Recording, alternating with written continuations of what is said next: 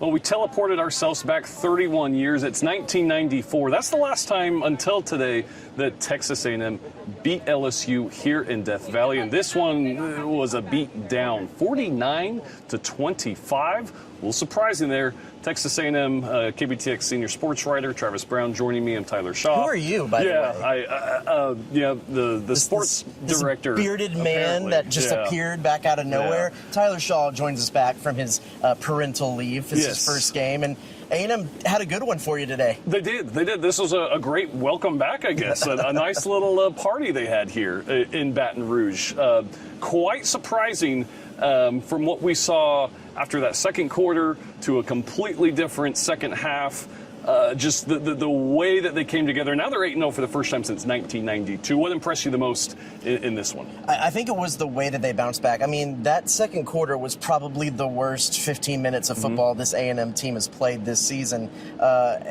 With the bad snap turned into a safety, which then led to an interception, which led to an LSU score, and then another interception. LSU gets 3 points. They take the lead at halftime. In some ways, it resembled the end of the second quarter in Arkansas, but this one was way worse, and there was way more mistakes in this one than even in that one. But then they come back out. Marcel Reed, after throwing 2 interceptions, they have a drive where the ball is run 8 plays out of the 9 plays of the drive.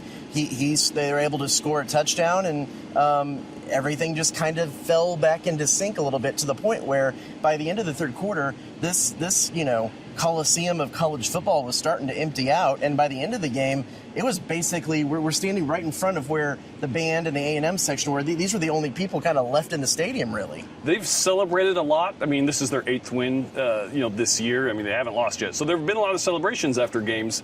This one felt a little different in front of the 12th man. I mean, it was like a home away from home here in Death Valley. It was a party here in the South End Zone. Yeah, and there's a couple things to that.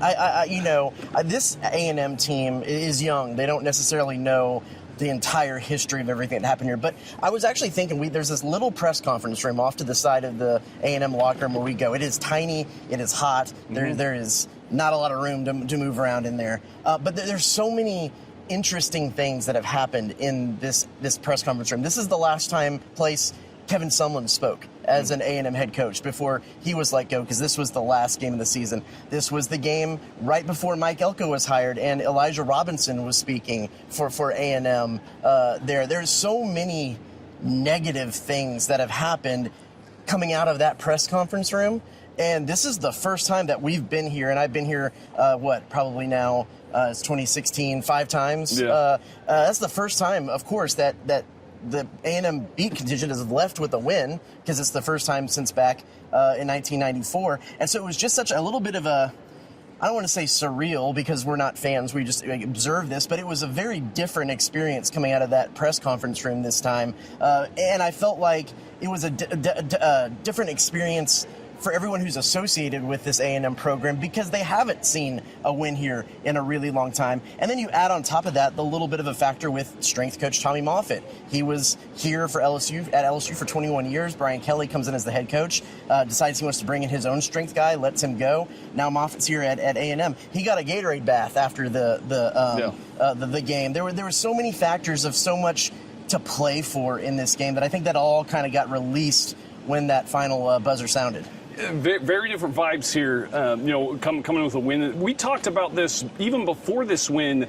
When you're looking far down the road, I mean, the college football playoff rankings are going to come out here, in a little over a week.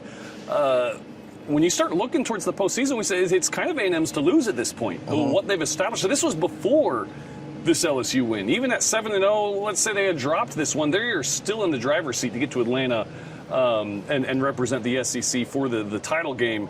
And for all intents and purposes, if you make it to Atlanta, you're probably a shoo-in to get into the college football playoff.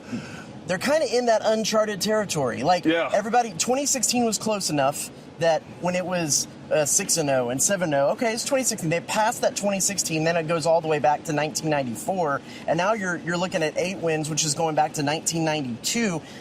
Things are getting real, and things are getting out of the context of a lot of people who are watching these games, recent memory. And I think those celebrations are going to grow each time, and kind of what you're talking about, because this is slightly uncharted territory for a lot of people who follow this team. They were technically in the driver's seat late last year to get into the playoff, but that was even with loss. It was kind of just more technicalities and tiebreakers and the way they could get in, because they still had losses. They don't have any losses at this point. So there's not many games left. You're looking at the bye week this week. You're going to Missouri. You got South Carolina at home, Samford. That's the gimme game. And then, in Austin at Texas, a Texas team that, who knows what that looks like. But before the season started, you look at Texas at the end of the year and you think, oh, that's going to have a lot of implications. And they may have wrapped this up before they get to Texas, depending on how these next few weeks go. That is how much of in control of their destiny they are at this point. And playing like they did, I don't see any sign. I mean, when we see the kind of products they put out, it seems like a team that's capable of doing that. A team that's capable of winning these last few games. It's so weird because it's like the extremes on this. It seems like if you take the second half and really like the first, third, and fourth quarters of this game, this looks like a team that's absolutely going to be in contention and probably will play for an SEC championship in Atlanta and go on to the college football playoff. But there was those question marks through every game since basically Notre Dame, where it looks like this might be a team where mistakes catch up to them. I texted you at halftime, and I said, listen, I think this is the game that the mistakes catch up to them, because there was just so many mistakes compounding on top of each other in that second quarter that I found it maybe hard to believe that they'd be able to overcome that in the second half. But they took a lot of time off the clock, took some air out of the game with that first drive, running the ball methodically down the field. Then the defense stepped up and was just able to shut them out. I think, 3 of their 4 3-and-outs were in the second half. You got the Boo Birds coming out for the offense, or Brian Kelly. Just a lot of negative energy coming out, and I think A&M was able to capitalize on that in the second half a little bit too. So, I don't know. From your perspective, you're down here on the field. Yeah. How did those momentum shifts feel to you? Because did it feel like when they went into halftime that this thing could get away from them? Absolutely. We know that the Death Valley is a rocking place, and it is one of the most intimidating places to play in the SEC. And you felt that in the second quarter. It was a sold-out game, and you could feel kind of the energy, because you texted me that, and I kind of agreed. Yeah, I mean, if you're an Aggie fan with that battered Aggie syndrome, that second quarter was a nightmare, because you're probably thinking, here we go again. This is it. This is it's catching up, and this is where we trip. But that first drive, like you talked about, the 8-run plays out of 9, and that 9th was, I think it was almost a throwaway from Marcel, an incompletion. That kind of established something right there. That I don't want to say, they were completely, but they did take the lead on that, and obviously they didn't look back from there. So there was just there was the second quarter kind of the vibes. The third quarter never built up to anything because of the way the game went. And, I mean, it was a half-empty stadium to start the fourth quarter. It was Death Valley probably hasn't felt like this in a while. No, and I'm trying to think back about, like, who are some of the standouts? Because you could say, we were kind of talking about Marcel Reed's game before we hit record on this, and he finishes with 200 yards, but it's 12 for 21 passing, and he has 2 touchdowns, but he also has 2 interceptions. But his legs, this was the game that his legs really kind of made the biggest impact. 13 carries for 108 yards, 2 rushing touchdowns. It's a little bit of a Jekyll and Hyde situation there, but it was enough to win. And I think that is the hallmark of this team, because without saying anybody, I mean, Casey Concepcion had some big plays. How about that Ashton Bethel Roman grab behind with his family? One-handed. Yeah, his family, LSU alumni, both played Mike here. Horner in the end zone too. Right there. It was great. He's already back, and he's talking about how it's about him. So, I mean, yes. Cassius Howell started the game off hot. You can't go empty against Cassius Howell with a true freshman guarding him.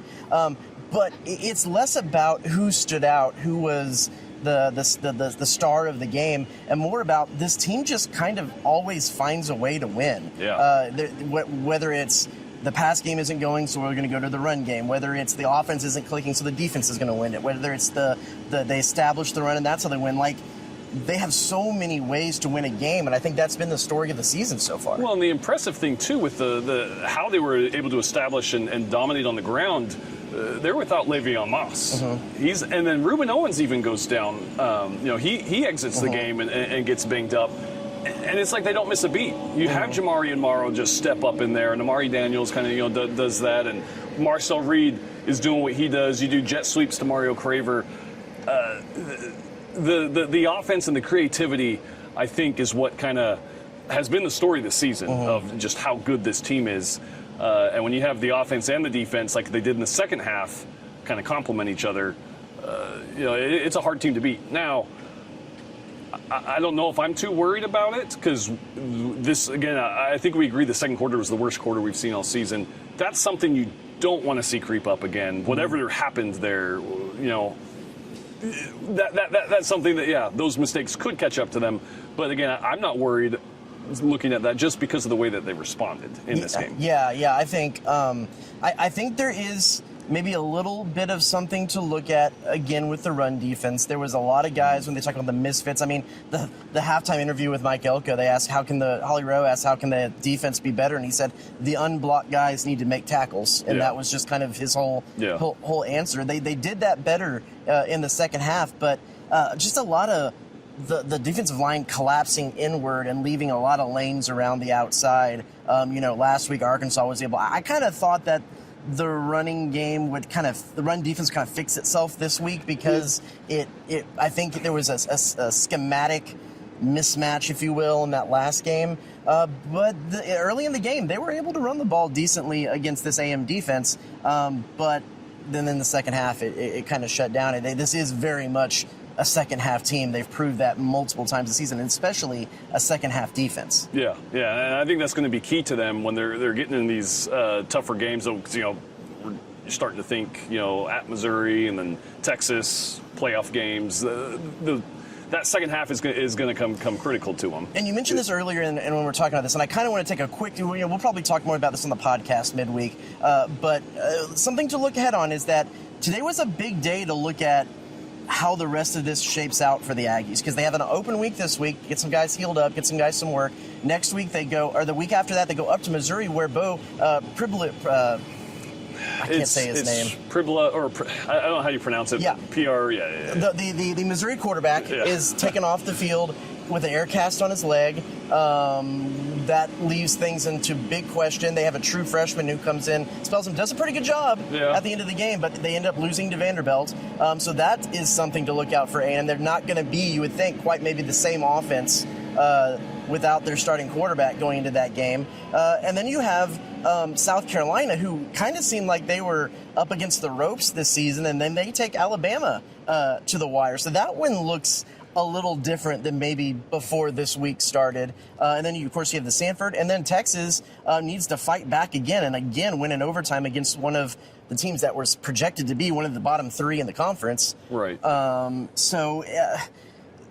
A&M's, not only have they gotten to this point, but I think that the schedule, for the most part, is shaping up very much to be in their favor if the performances continue to hold true moving out to the teams that they're playing. Yeah, the cards seem to be stacked in their favor. The schedule, it doesn't seem to be as brutal down the stretch and what they've done so far. I think, they're almost on the fast track into postseason. And another impressive kind of way to win this is dominating a LSU team that I thought had to come in with some desperation, because now when you look at them leaving this tonight, I mean, Brian Kelly seemed to be coaching for his job coming into this. When we were walking out, there was all kinds of chants of fire BK outside the stadium. Yeah, there were signs that fans have that said, like, let Kelly go with the the GEAUX. There were all sorts of then there were the fire Brian Kelly chants, and he walked off the field. I wouldn't say looked defeated, but there was kind of a look in his eye when he was walking off this field that There might not be too many of these. I'm going to go ahead and say it. He looked as beat up as apparently the tackle dummy that Tommy Moffitt brought in. We talked to Marcel Reed, asked him if this game meant something to win it for Coach Moffitt. He said there may or may not have been a tackle dummy with Brian Kelly's face on it that was brought into a room at some point this week, and equally beat up on both ends. Yeah. We talked about this, too, how this isn't as much of a rivalry game as it used to be, because this game used to always be played at the end of the season. But now with Texas in the conference, we've kind of switched some things. First time since 2014 that it hasn't been the last game of the year. Right. Regardless, though, it felt. I think A&M kind of had that juice. They kind of had that inner motivation. They may not, admit it. Oh, every SEC game is like this. I think there's a little something extra, at least from the Aggies, to coming into this thing. I think I wrote after the Florida game that's the game that put them on the map, that showed that they were one of the elite teams in the country. I think this is the game that A&M and the fans realize that, okay, this is one of the elite teams in the country. Why don't we go ahead and wrap this up? It's starting to rain, so that is our cue. It's pouring just like A&M's offense and defense in the second half against LSU. 49-25, big win, 8-0, first time in 33 years. Bye week coming up, Texas A&M at Missouri in 2 weeks. Reporting in Death Valley for Travis Brown, I'm Tyler Shaw. Thanks, Max.